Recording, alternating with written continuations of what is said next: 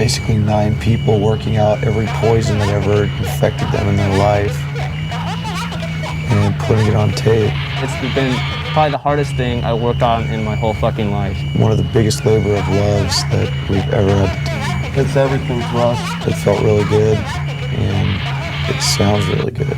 The most we can wish for is that everybody will listen to it, and they'll like it, you know? It's going to be something we're all going to be very proud of, whether it sells 1 copy or 1,000,000 copies.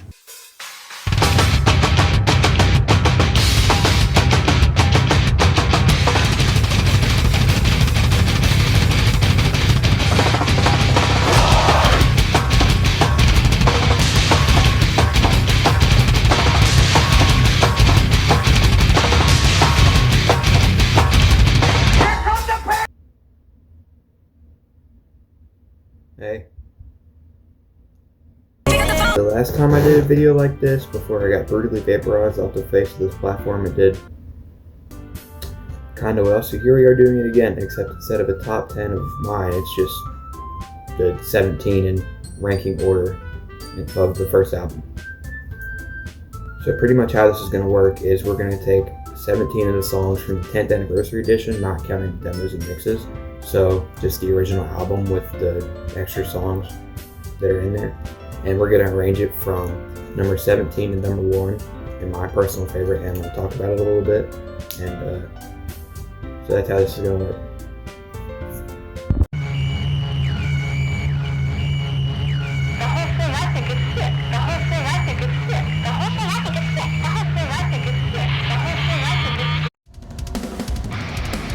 I didn't like this one. It's just noise.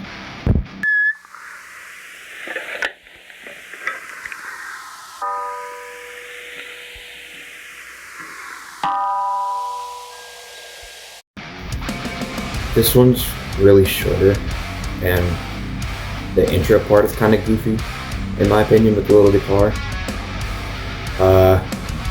And the lyrics to me are, I feel like they should have been clear to hear, and the background vocals too. I don't really like them all that much. I feel like it's more so it could have been like a pre-track, like the last one was for Sick. Like this could have been a pre-track for the song it came after.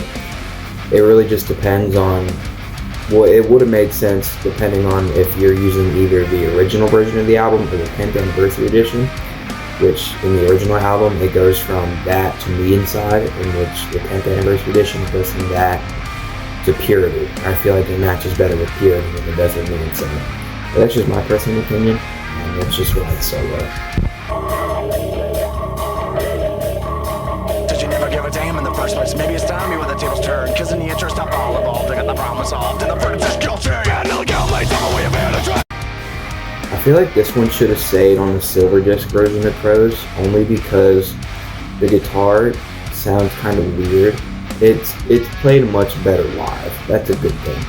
But the guitar sounds kind of weird for this, and the drums are literally what was pulled from the silver disc. And I feel like Corey's vocals could have gone and they could have went and remastered it like they did literally every other song. But I really didn't like this one. I feel like this one could have stayed on silver disc and I would have been happy. The music video is pretty cool.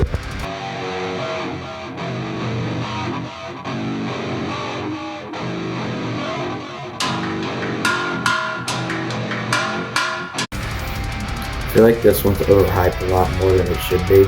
I really like the percussion and stuff on this, but I don't feel like the guitar or the vocals were it. The bass is pretty good.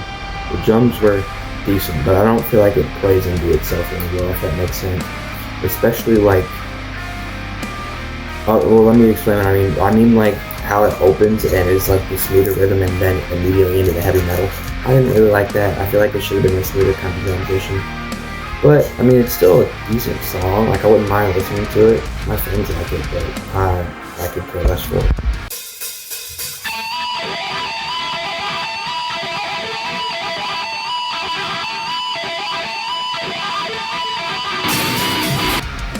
I like the opening guitar part on this one, but all the other stuff, it doesn't really hit as hard as the other stuff on the album. I like the guitar part for it though. I like playing it. The vocals, I feel like are kind of weird. I don't know, especially with the chorus. I don't really like it that much.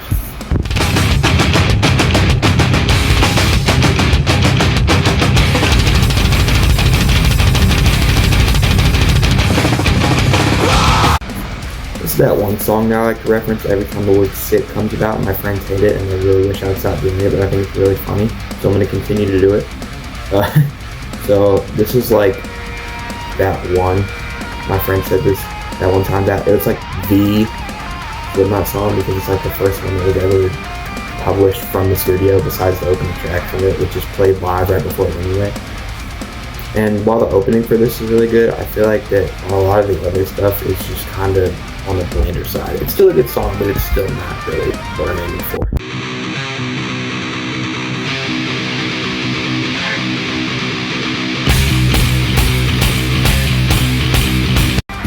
I feel like this is more of the rap side of nu metal, while Slipknot aims for more like the heavier stuff. I feel like that this one is kind of more like the hip hop kind of stuff. Like I feel like it could be transformed into like a Korn or a Biscuit song, honestly.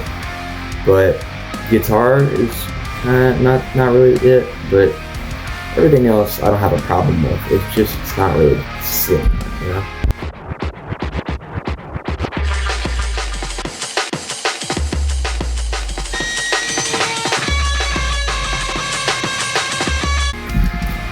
This is one of my like all-time favorites to play on drums, which only for the opening, literally that's it.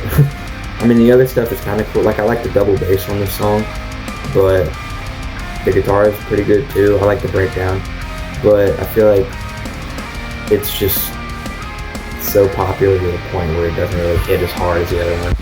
I felt the air rise up in me, kneel down and clear the stone of leaves. I wander out where you can't see, inside my shell. This was actually released as their lead single on my sister's birthday back in '99. She wasn't born in '99, but it was on the day and month of her birthday back in 1999. And honestly, I don't think without this song they wouldn't have gotten this album a triple platinum. But still a pretty good song. Even for being more popular, it's still higher up in the list.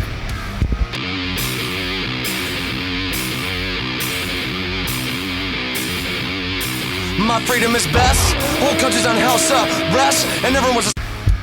I like the opening part for this one, and the vocals are also pretty good, and I like how it plays into the cleaner kind of vocals. Excuse me, in that one part of the song. But yeah, the guitar's pretty good. The drums could be better, but this is another one that's leaning more towards the rap side.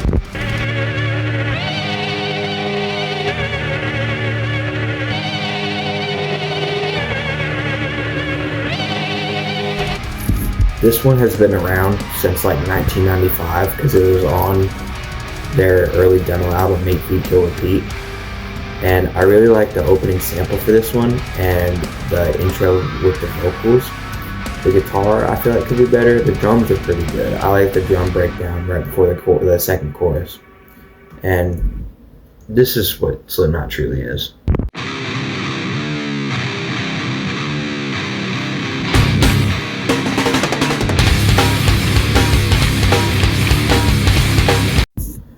This one was actually based off of an early demo called Interloper that wasn't used and was kept on the silver disc, and is a lot better than the original version, mainly because some of the samples were toned down a little bit and some were just totally removed, which made it better, honestly.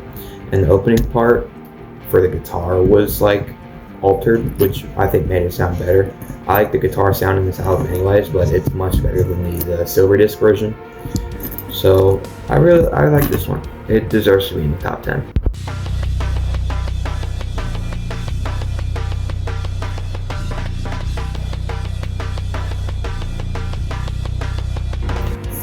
This is a really good song and it deserves to be in the top 5 for the reason for the drums are really good, the vocals are really clean, and it's very good with transition. I really like how it all plays out perfectly, and I like the background of this story. This was originally supposed to be called Despise, an early demo that you can find in the 10th and 25th anniversary editions of the Slipknot CDs. But then lead singer Corey Taylor found a magazine based off of a girl called Purity Knight and how she was buried alive, and thought it was a really cool story. So transferred Despise into what we know as Purity.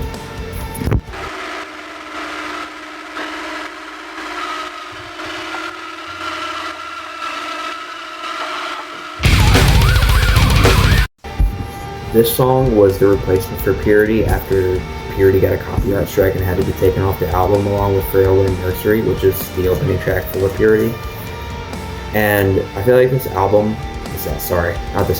song is like very underrated. I feel like it should be more popular in this album, just because of how quickly it goes into like the cleaner, sweeter chorus, and how long it's been around, because this was supposed to be on Mayfield Killer Pete, but wasn't used on Silverdisc, and is just now popping up as a remaster.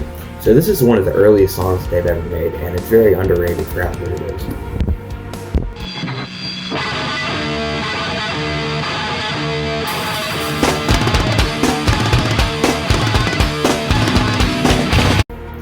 This song I like because the guitar part and the drums and the vocals are pretty good too. And the sampling is also really good. And it's based off of a story of this guy who showed up to like every mosh pit ever and was just a jerk all the time to everybody. So one day a bunch of people just like kind of showed up and made him learn his lesson, and he didn't really do it again. So I like the background of that story. Corey Taylor was talking about the background on it in a Wired interview, which you could go watch from YouTube.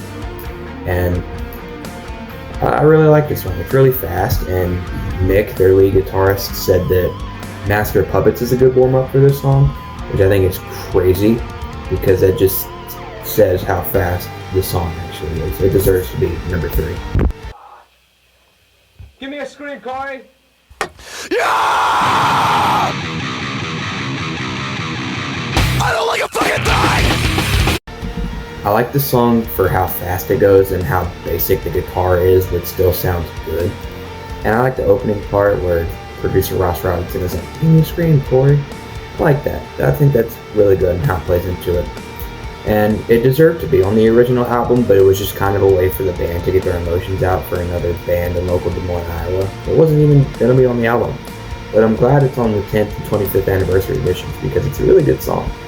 And I really like it. Now, it's not as good as the song that's about to come, but I still think it deserves to be the number 2 spot.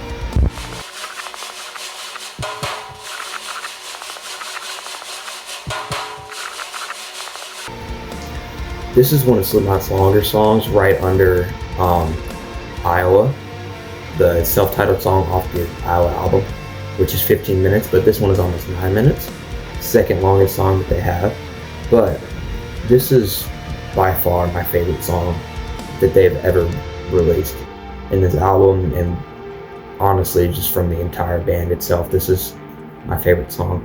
I love the percussion, the drums, the guitar, the bass, Corey's vocals, how smoothly it plays in. It's magnificent. I wish I'd found this song sooner. It's got to be one of their darkest songs ever, originally known as Heartache and the Pair of Scissors, from the Silverdisc back in 1997. And Anders Colsefini made he was the original vocalist. He made all the lyrics and stuff before Corey ever came along, and Corey said that he never would have came up with any of these lyrics if it hadn't been for him. And I don't think it would have been the same if the lyrics hadn't been the way they are. The performances for this are usually played last in the set list and are really long. One was like a 17-minute performance of this song, and back in like probably when it first came out in 99, you had to listen to like 10 minutes of silence after this song on the CD for Eeyore to come on. And then it got altered, so now the last song on the original album is Eeyore instead of Scissors, which I think is kind of unique that they did that back in 99, but it's alright. I still think it's really cool. I like this song a lot. It deserves to be number 1 spot.